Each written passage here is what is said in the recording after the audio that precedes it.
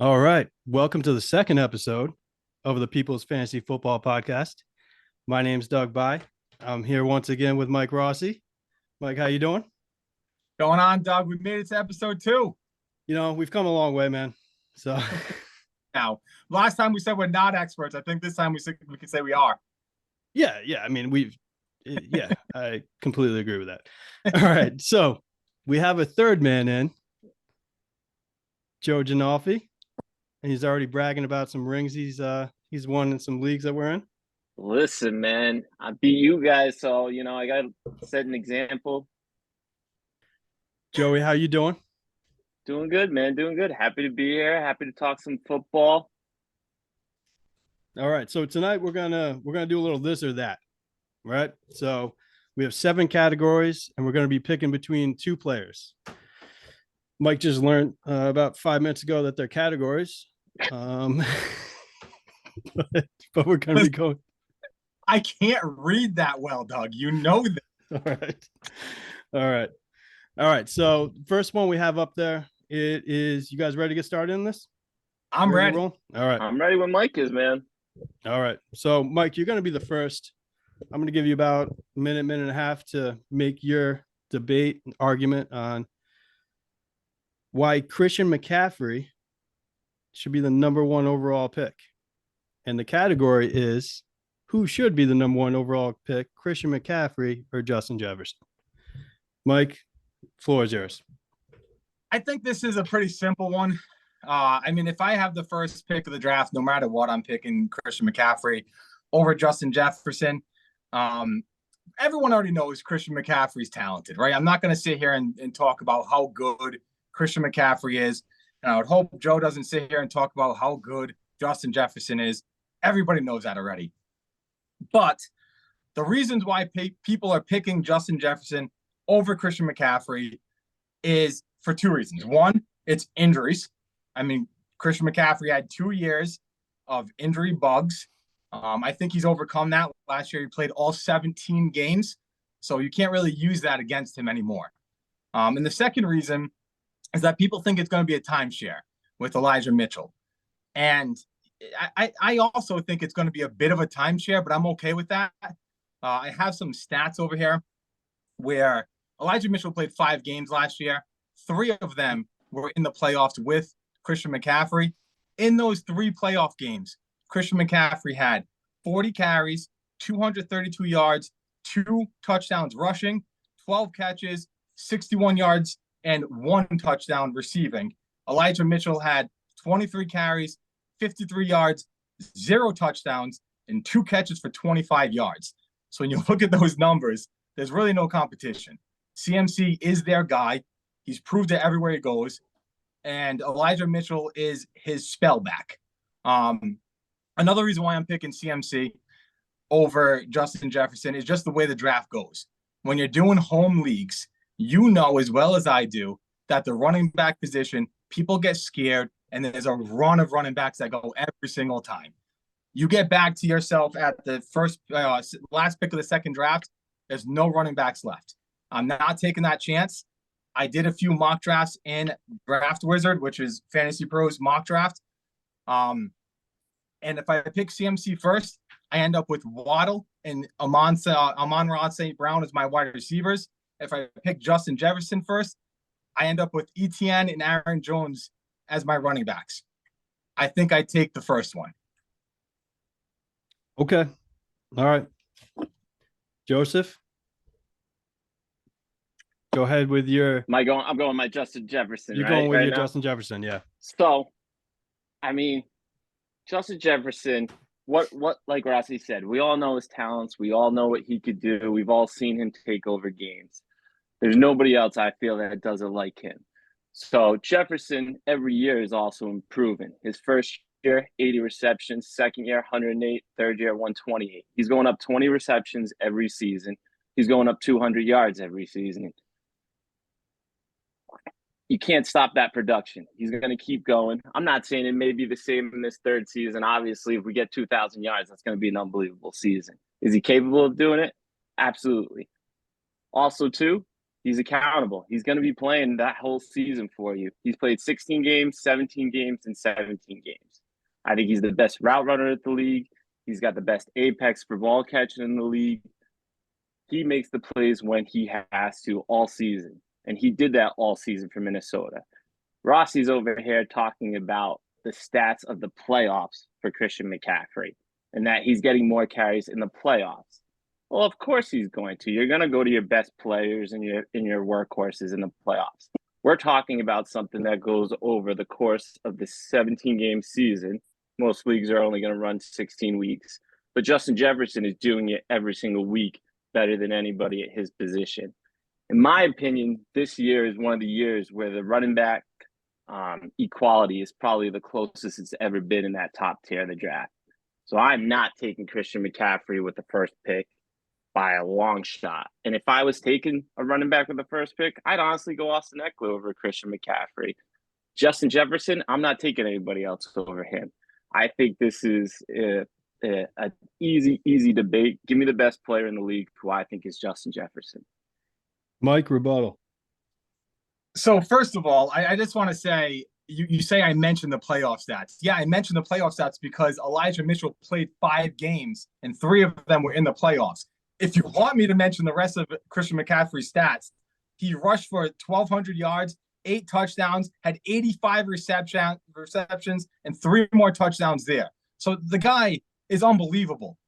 But we knew that already. The factor is, and the reason why people are picking Justin Jefferson over Christian McCaffrey is because of Elijah Mitchell. So I was mentioning playoff stats because that's when you saw them both on the field at the same time. If I'm taking a running back with the first pick, I need more than 11 touchdowns. 11 touchdowns from a running back is not going to get it done. I'm sorry, it was 13. It was 5 receiving touchdowns. Okay. Yeah, that gets it. That's not too bad. That probably does get it done. So the thing with McCaffrey is when he was healthy last year, he would have ranked as a number 2 running back last year. Eckler was the number 1 all the way across the board. So that being said, with the 2 arguments, I'm going with Joe here, Mike. I'm sorry. I just you just used a point that you made yourself and not even Joe's point to make that decision. I did say the Eckler point. He did. He brought up the Eckler point. I agree with him with the playoffs. I said how I would take Eckler. Eckler is going to get you more touchdowns. He's going to get you the same amount of catches. Jefferson is improving every single year. Plus, you got no quarterback with McCaffrey in San Fran. You don't know that. Sam Darnold's going to get it done? No, they're saying Brock Purdy's on pace for week 1. We'll see. Yeah. We don't even know if he could throw the ball. I just don't know if the sample size is big enough when it comes to Purdy. We're going Joseph, round 1. All right, 1 for Joe. I'm writing it down. All right. Our second topic. Mike, where did we go with the second topic? The topic itself or the players? The topic itself. No, we're going number 2 wide receiver on a team. On their team. On their team. So we're going to do T. Higgins and Jalen Waddle. Mike, you got T. Higgins. Mike, nope. You got the floor again. No, you have Waddle? I have Waddle. Yeah. No, let Joe go first time. Let's switch it up. Okay, let's let Joe. Joe, go ahead. So, T. Higgins, Jalen Waddle. It's a tough matchup. Both guys are good. I'm taking T. Higgins. I like his size. I like his playing ability from being able to apex. Biggest thing for me with fantasy guys, too, is touchdowns. And I think that he is a huge red zone threat. Yes, last year, did he underperform in that touchdown category? I'm not going to lie. I feel he did. But I think he'll have a big bounce back with it this year. He's had over 70 catches the last 2 seasons and over 1,000 yards the last 2 seasons as a number 2 wide receiver. To me, those are big numbers. He's definitely got that more reliable QB. He's got Joe Burrow throwing him the ball. Joe's going to get it there. Tua, he should be back from his concussions with no problems. But we don't know. If he takes one bad hit, hits his head wrong, he could be out again. Burrow's played. He hasn't had injury problems. He's been consistent. He's been in MVP races, and he's taken that team to where they needed to go. And I think having, a guy like Ja'Marr Chase taking that pressure off you. Yes, Tyreek Hill's fast. I know that he's going to make big plays, but I still think Ja'Marr Chase opens up the field more for T. Higgins than Tyreek Hill does for Jalen Waddle. All right, Mike, go ahead. All right. So my argument on Jalen Waddle, Joe, you touched on it. It's Tua. And you said it. He is fully recovered. Obviously, we don't know. One more concussion could be the end of his career. We obviously hope that doesn't happen. But if you look at what Tua's done this offseason, he's strengthened up, right? He's working on that. When you look at the 2 concussions that he had, it almost looks like that he was trying to do like an NBA type flop on those. I think he's going to smarten up. He's not going to flail his arms all over the place, right? He's going to learn how to take that hit, just like any other normal NFL quarterback should. So I'm not really worried about Tua getting another concussion. I think he's going to smarten up in that aspect. When you look at Tua and Waddle on the field together, I mean, this team is just explosive. Waddle had almost 1,400 yards last year. When you look at it, Tua realistically played 11, 12 games. He was out for 2 full games with a concussion, 3 games questionable of whether he should have been in there or not. In the games that Tua and Waddle played together, Waddle had 8 touchdowns. Joe, you just said it yourself. One of the biggest things you look for in wide receiver is touchdowns. When they're on the field together, Waddle scores touchdowns. Without Tua, he had 0 touchdowns. That matchup is electric. This whole Dolphins team is electric. You got Tyreek Hill. You got Ashawn, now rookie running back. They got the fastest team in the league. They're going to use it, and Waddle is going to be a key piece of making that happen. I want him all day. All right, Joe, do you have a rebuttal for any of that? I'm just, like you said, Mike, when Tua's not on the field, 0 touchdowns. Concussions are the biggest thing that they are protecting against in the NFL. If he goes down, that's to me, it's too big of a risk. T. Higgins is to me the sure thing at a number 2, and there's not as much risk. Mike? Well, he did. I mean, he had 0 touchdowns, but he did have almost 400 yards in those 4 games that he was out. So it's not like he's not producing in that time frame. Correct me if I'm wrong, but I think they signed Mike White as their backup this year. Mike White's been known to come out there and just throw the ball. If there's a team you can do that on, yeah, he's a gunslinger. So even if he does go out, I'm not worried about it. Yeah, I would agree with that. Mike, I think you took this round. I don't think that you can go by injuries. That's kind of where I'm at with that. Like you can't predict that kind of stuff. I know he had the concussions, but when those 2 are out there together, they are electric. The numbers don't lie. Mike, you take it. I just hope you got to consider, man. I hope Tyreek, he said he's going for 2,000 this year. So if that comes true, I might be wrong. Yeah, I do think that there's a lower floor with Waddle than T. Higgins, but I do think that there's a much higher ceiling as well. All right. 3rd topic here. We are going with Mike. What are we calling this one now? Mike changed all of our categories about 2 minutes before we came on. At least the second go round, I feel like he's got the concept now. Yeah. So we're going to call this one our 3rd round running backs. And the debate is between Travis Etienne and Najee Harris. You can guess who has Najee Harris as their player to use. Mike, you're going to start this round with Travis Etienne. All right. So let me give a little backstory because Doug called this bounce back players, right? That was your category at first. And to me, and my argument is that Etienne already did bounce back. So you can't bounce back from bouncing back. His rookie year, he's out the whole year with a Liz Frank sprain. All right. He back last year. He rushed for 1,100 yards at 5.1 a carry. He played in all 17 games, so you can't say anything about the injury. 5.1 a carry. I'll let Joe tell you what Najee has averaged in his whole career. You don't want to say that? I doubt Joe's going to say it. But that's besides the fact. Okay.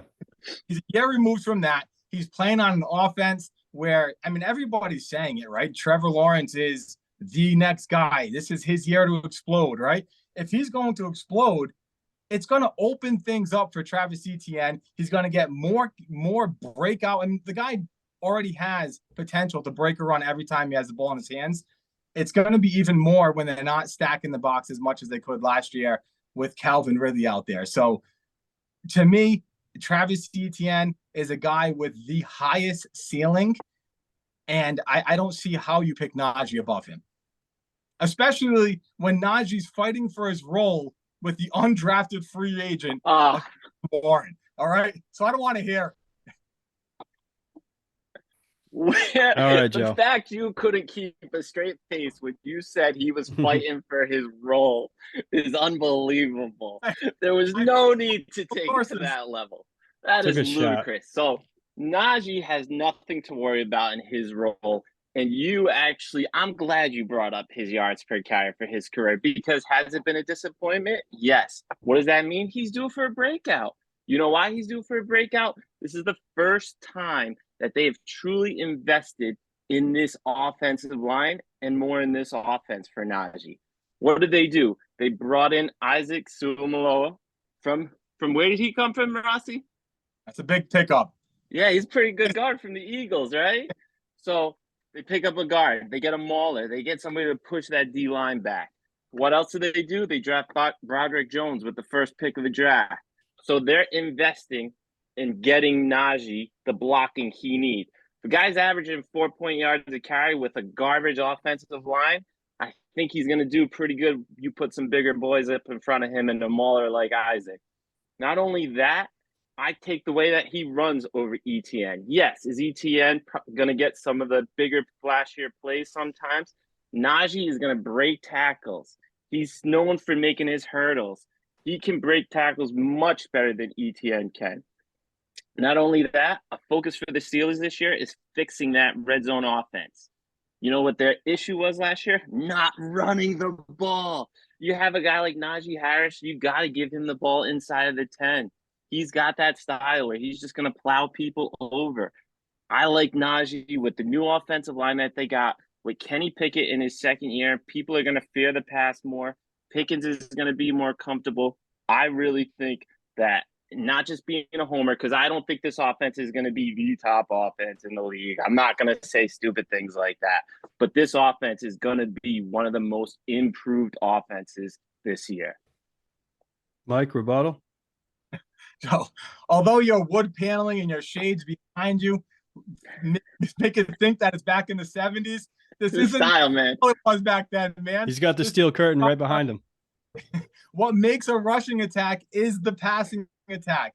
If Kenny Pickett doesn't get it done, they're going to stack the box. It doesn't matter what they do to the offensive line. If you're allowed to stack the box like they're going to be able to, because Kenny Pickett isn't him, he's going to average 3.8, 3.9 again. So I don't care what they have up front. If they know it's coming, it's not going to help. So you're saying Kenny Pickett is not going to improve from last year? Not by a lot. I don't think he's You good. wouldn't take Kenny Pickett this year over Ben 2 years ago. Well, he averaged 3.8 with Ben 2 years ago, so that doesn't really matter. But what I'm saying is that's why it's going to be better, because Kenny's going to be better this year than the quarterbacks that they have had the past 2 seasons. And it's going to open up that game more. George Pickens is going to have a breakout season this year. Deontay Johnson, if he doesn't drop the ball, can be one of the top receivers in the league. I know you're laughing if he doesn't drop the ball. It's a bad question and a bad point. Yeah. But 2 years ago, he didn't have any drops, and he was probably a top 10 receiver in the league by numbers. Yeah. Deontay just needs to fall into the end zone. That's what he needs to do. But there's going to be some positive regression, I would think. The thing I will say about Ben 2 years ago, what he did that helped Najee a lot in fantasy was throw him the ball. He had over 70 receptions a couple of years ago. He's never going to see that again. Ever. there's not going to be another quarterback. That's just going to be a statue that has to dump it off like he had to in his final year. No, but he's going to get his fair share of catches. He's not going to have none. He's too big of a playmaker for them. Yeah. No, I think that Najee is the safer pick. However, I'm going Mike on this one. I agree with Mike that I think Trevor Lawrence is going to take a bigger leap forward. That offense is going to be much better than the Steelers' offense. There's so much more opportunity there. So, Mike, you're taking round 3, and it is 2-1. Let's go. All right. Next category. Another one that Mike changed on us. I want to say hi quick. What's up, buddy? What's up, Melon? You say hi? Hi. You shooting some hoops? Got game, man. That kid's got game. Hi. All right. Next topic here. This is going to be a topic we're going to call now high risk wide receiver. And we have Drake London and Jerry Jeudy. Joe, you have Drake London, correct? I do, sir. I do. All right, I got that one right. Let me tell you, I love Drake London. Go I for it. think this kid has got talent, and he just is going to impress and get better every year. This kid had 117 targets as a rookie. That's how much trust that these guys have in him. They know what he's capable of and what he can do. Jerry Jeudy in his best season for targets only had 113. The defense, yeah, it's still bad, but that is actually going to present opportunity for Drake London because they're going to be down in a lot of games, and everybody's going to say they're going to try to stay with the running game and compete. They're not going to have a choice but to throw more. This defense, they did nothing for to get better. So that means more opportunity for London. Then people are going to say BJ Robinson. BJ Robinson is going to be a great talent. He's going to be part of the passing game, which means him and Patterson are going to get reps at wide receiver. They can't just play running back in this offense. I think those guys are better than some of the receivers they have, and that's going to help London get more opportunity because they're going to have to watch for the speed of those other guys. If you look at the last 4 games, too, when he played with Desmond Ridder, that's when he had his best stretch, including he had 120 yards in that last game of the season. Him and Ridder really found a system that was working well together for them. And if those guys can continue that, this team could possibly compete because they did stay in a lot of games last year. And I think for them, I know Kyle Pitts had a down year last year, but Kyle Pitts is not a red zone target. Drake London is a red zone target. And that's, again, where I place high value with my fantasy guys because I want those touchdowns. I want that easy 6 points as much as I can. The other numbers are going to come with Drake London, but I think you're going to see a big – I honestly got Drake London for double-digit touchdowns this year. What do you have last year? Oh, sorry. I should have had that with me, but I didn't have that up. I want to say it was like 4. I think it was 4. Yeah, it was a low number. I believe it was 4 or 5 when I looked at it. All right, Mike, go ahead. Are you done, Joe? I'm good. All right, go ahead, Mike. All right. So, I mean, you're thinking of Jerry Jeudy. Everyone's first thought is Russell Wilson, right? I mean, Russell Wilson had a god-awful season. He looked uncomfortable out there. He looked out of place out there. How could Jerry Jeudy even catch the ball? I'll tell you. He caught the ball 67% of the time. 67 out of his 100 targets, he caught the ball. That's 13th in the NFL with wide receivers 100-plus targets. Not bad for an offense that did terrible with a Russell Wilson that had the worst year of his career by far. So if you can do that, right? And then this year, Denver goes ahead and they bring in Sean Payton, who consistently has one of the best offensive lines in the league. Sean Payton's main focus is your offensive line. And that was their problem last year. Yeah, Russ was an issue too, but you get Russ comfortable again and feeling and getting back to who he was, not the championship Russ, obviously, but just getting comfortable and having some self-confidence. He's going to be out there and he's going to be balling. I have trust in Russ picking himself up. And with him picking himself up, Jerry Jeudy working hard this offseason. I don't know if you guys have watched the videos, but that guy's burning everybody. He's just putting on a performance right now. if there's one guy that I'm drafting mid to late rounds, well, not late, but mid rounds right now that I'm thinking can possibly win me a championship, it's Jerry Jeudy. All right, Joe, you got a rebuttal on that? Thing that scares me with anybody who's from the Broncos, okay, is what are they going to have to do to compete in that division? They're not scoring with the Chiefs. They're not going to score with the Chargers. They may not even score with the Raiders. So what are they going to have to do? They're going to have to keep those offenses off of the field. How do you keep offenses off of the field? You run the ball. Sean Payton, yes, when he was in New Orleans, he was throwing the ball left and right because Drew Brees was back there. He also ran the ball with Alvin Kamara and Mark Ingram a bunch with two-back systems when they played high-scoring teams. Sean Payton is too smart of a coach to get into a gunslinging match with the Chiefs and teams like the Chargers. I think it's going to bring less opportunity for Jeudy than you think. I didn't listen to a word he just said because I have two kids. I saw him in the back. Like trying to concentrate, but how am I supposed to do that? But I did hear one little thing, and it was that the Broncos aren't going to compete offensively with the Chiefs in that division.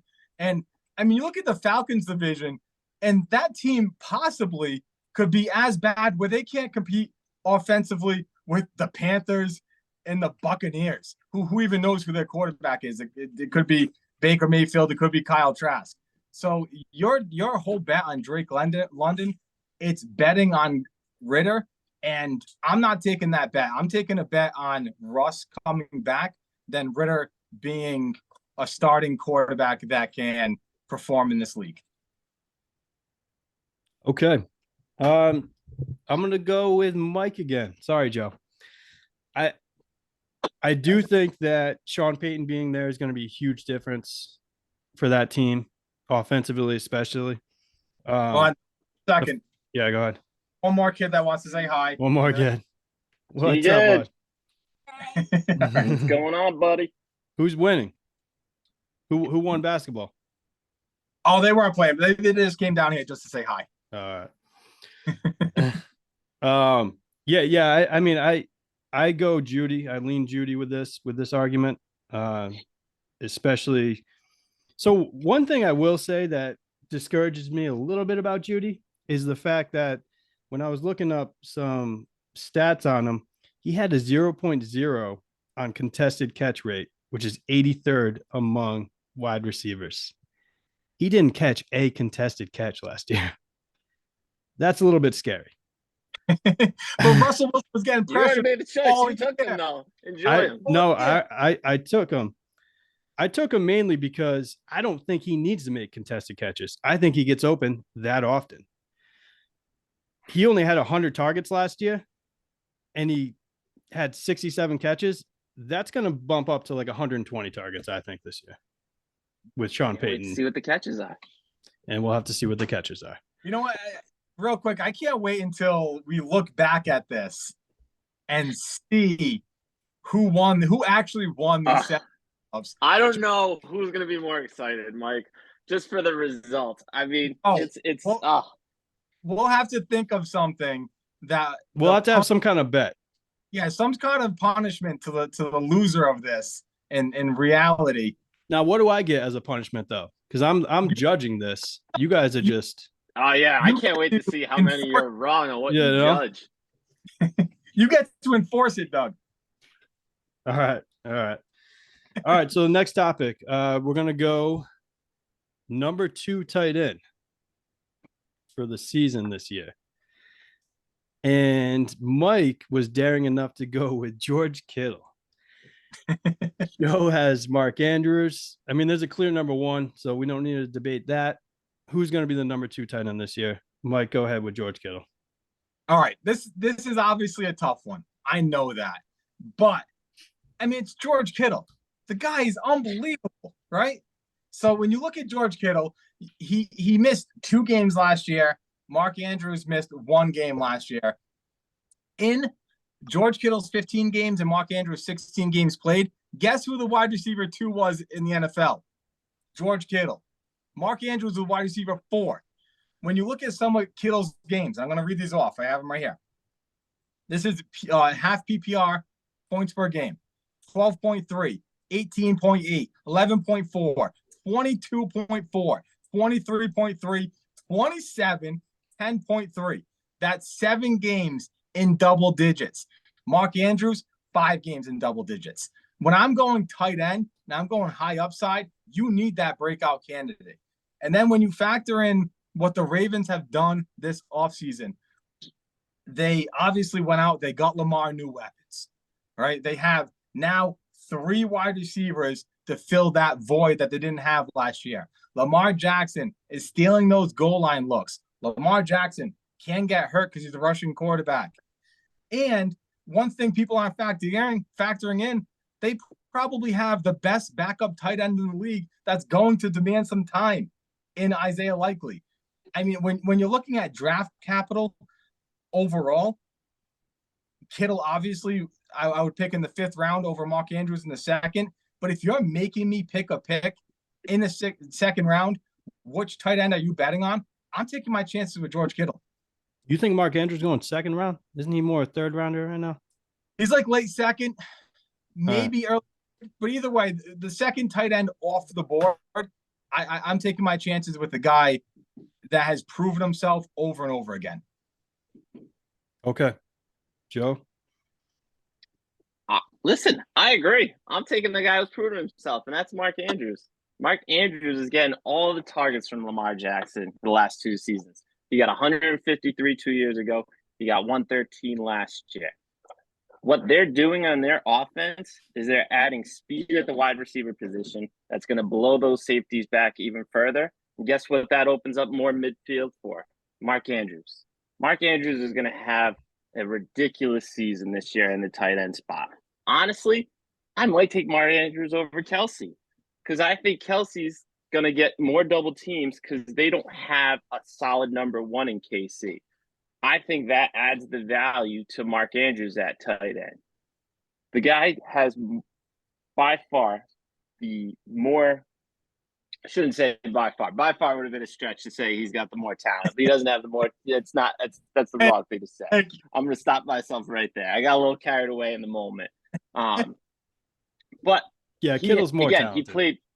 He played one more game. He played one more game than Kittle. Yes, Kittle had more touchdowns this last year, and that's big. But Mark Andrews had 38 more targets than the next person on his team. That means your quarterback trusts you more than anybody. And I don't think that Kittle is going to get that same feeling from whoever his quarterback is. Deebo Samuel's too talented. Brandon Ayuk's too talented. Mike's argument about Christian McCaffrey earlier, too talented. There's not enough balls to go around in the 49ers offense. But what is there in the Ravens offense? Nothing but opportunity for Mark Andrews. And definitely in that red zone, he's going to see probably his highest target of passes this year. All right, Mike, you got a rebuttal on any of that? Well, one thing Joe mentioned is Mark Andrews had 38 more targets than anybody else on that team, and that means Lamar Jackson trusted him. Lamar Jackson didn't have anybody else to throw the ball to. Lamar Jackson was throwing it to Demarcus Robinson last year as his number 1 wide receiver. He's his number 4 wide receiver now. Zay Flowers is not that speed guy that you mentioned, right? He's the guy that when they're bringing the safeties back, he's cutting over the middle. He's their slot guy. He's going to take up some of those targets that you're saying Mark Andrews is getting the whole time. And he was hand-selected by Lamar. Do you think he had no pick in that pick? Of course he did. They went up to him. Who do you want? I want a slot guy, somebody I can depend on. Zay Flowers. So I don't think Mark Andrews is that role completely. And even if he was, Isaiah Likely is going to get some of the time too. If you think a rookie wide receiver is going to take away trust from a quarterback and his tight end that have played together for 5 seasons now, you are out of your mind. Lamar Jackson isn't comfortable with him running routes yet. Lamar Jackson hasn't seen what he's going to do when the plays break down yet.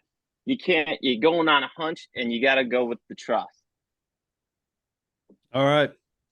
You guys both, that was a good argument there. I liked it.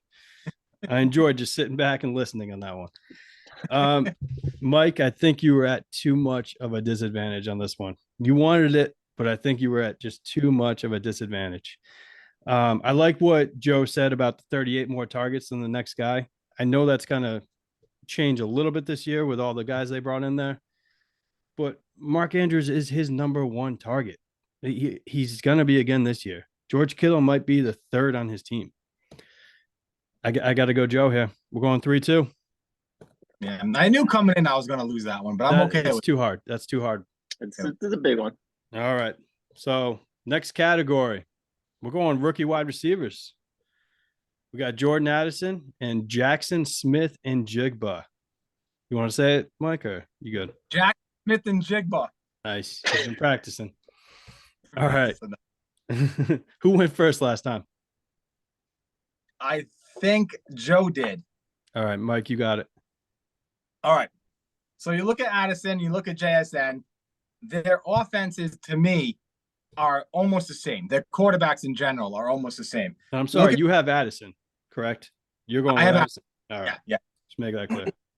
You look at Cousins, he had 4,500 yards and 29 touchdowns. Gino, 4,200 yards and 30 touchdowns. There's really no advantage there. It's almost the same. The difference is that one of these guys is the clear-cut number 2 on their team. It's Jordan Addison. And he has Justin Jefferson on the other side that demands double coverage. He demands all of the attention. And people are going to sleep on Jordan Addison. He's a rookie wide receiver on the other side. But look at how many targets Adam Thielen got last year just because Justin Jefferson on the other side. He's going to go off in his rookie year. If he didn't run a 4.49 40, he would have been the first wide receiver taken this year in the draft. He ran a bad combine. I get that, but he's a pure route runner. He's going to be amazing on this offense. And you look at the other side where with JSN, he's got DK on one side, and he's got to compete with Tyler Lockett, who's Mr. Undervalued. That guy every single year gets tossed away.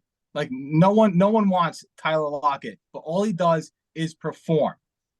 So if you look at the 3 wide receivers on the Seahawks side against the 2 wide receivers on the Vikings side, I'm taking my chance at targets on the Vikings.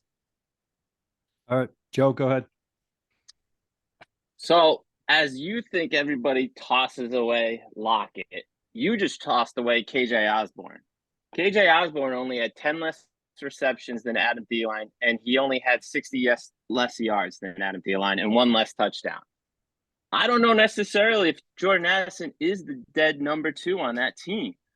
So to say that he's definitely the clear-cut 2, that's pushing it. I will say, yes, Jackson, JSN, he is definitely the number 3 on this team to start the season.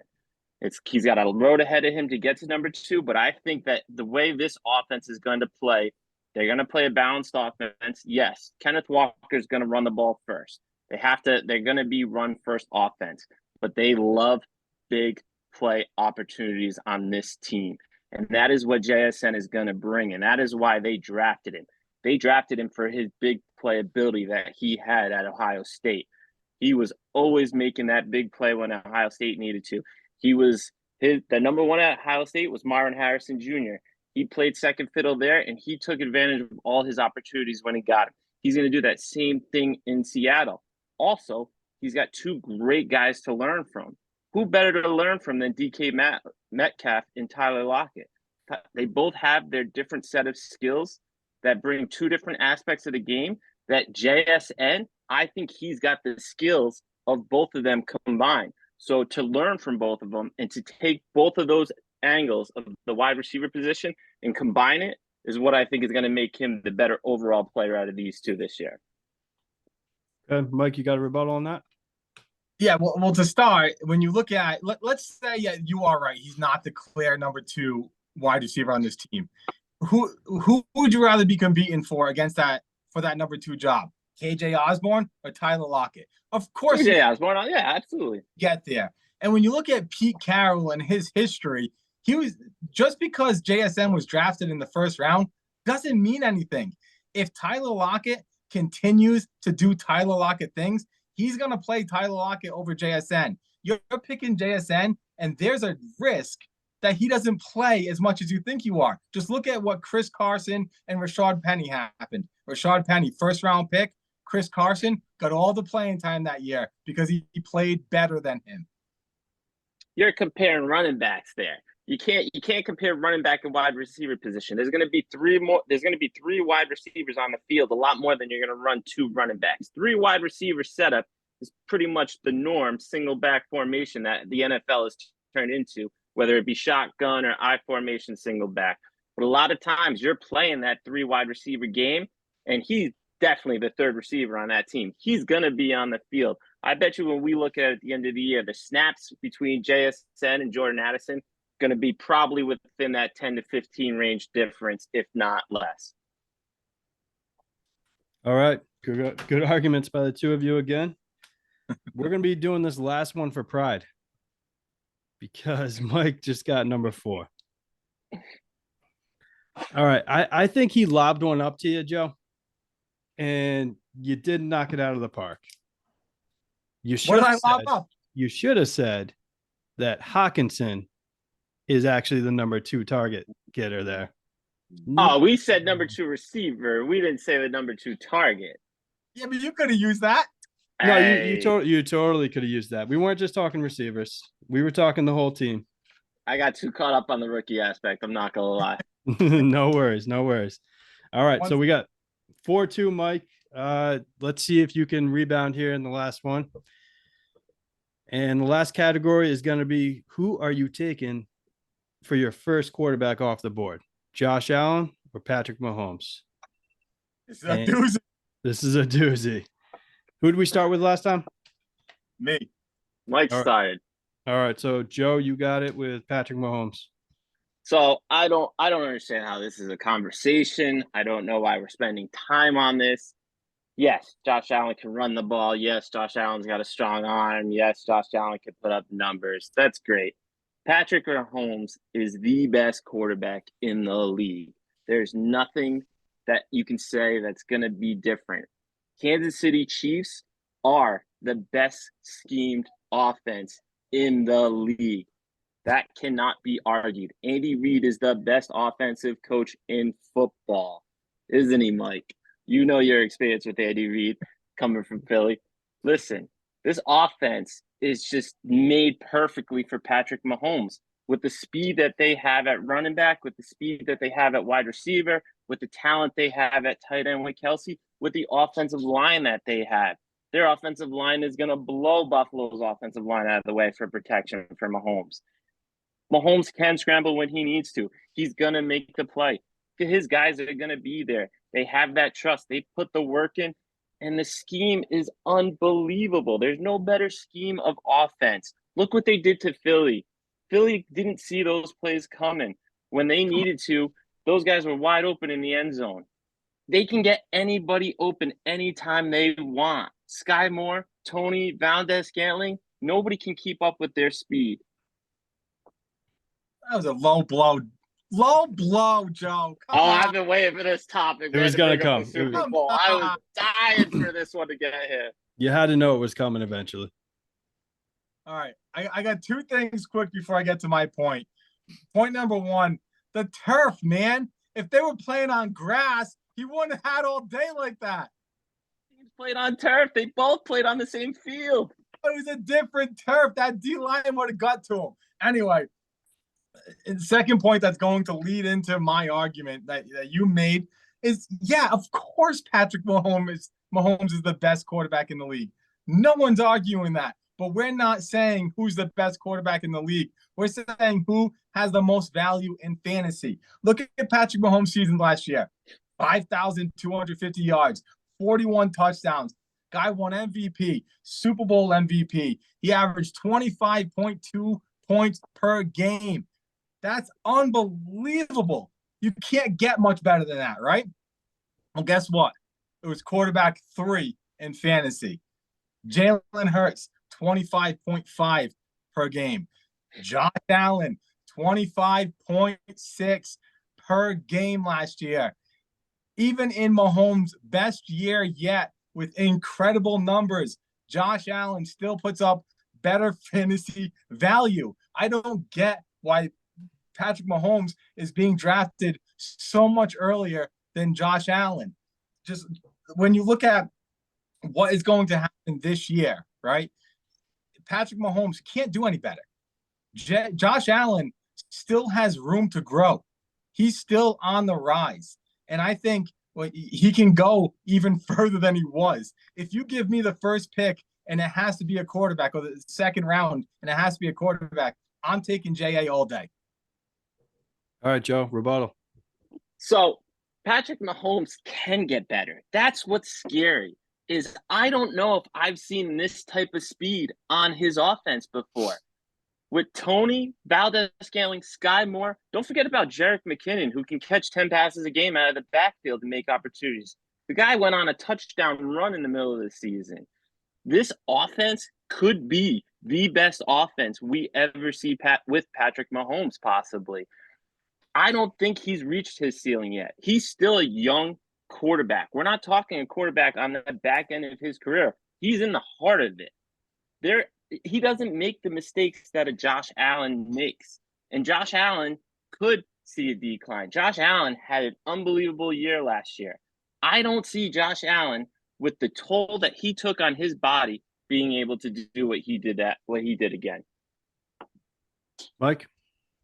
Well, first of all, when you say Patrick Mahomes doesn't make the mistakes Josh Allen does, of course, he threw 13 picks last year. If there's one thing that you can say about Patrick Mahomes, is that he takes those risks and he does throw picks. So the whole argument, if he doesn't make the mistakes, that doesn't make sense.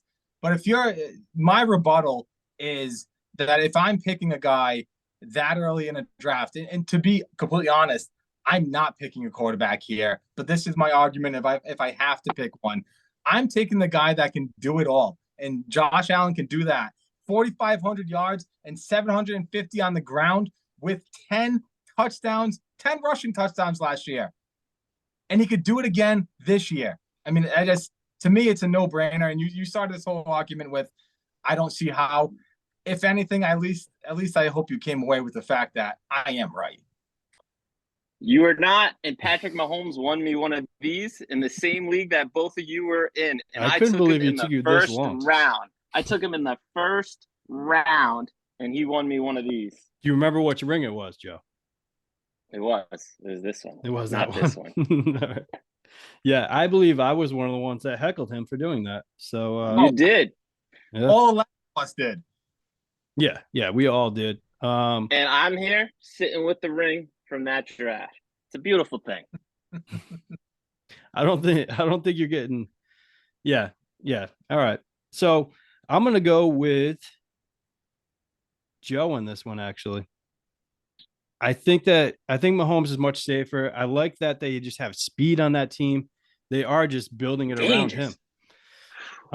It's going to be a dangerous offense this year. I know people are underestimating it because they don't have that solid number one, but they don't need it for their scheme. Well, my other thing is I do think that Josh Allen has been taking a pounding, like Joe said.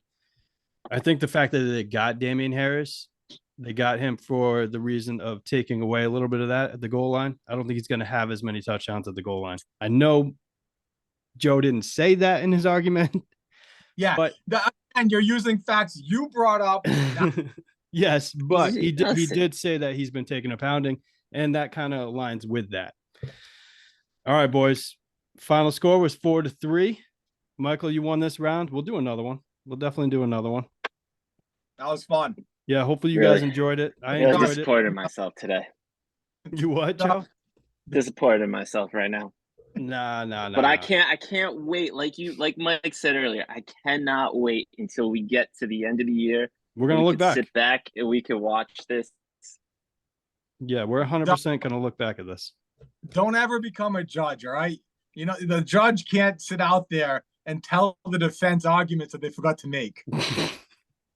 Yeah, but when it's you two making the arguments, someone's got to put them out there, So, all right, boys.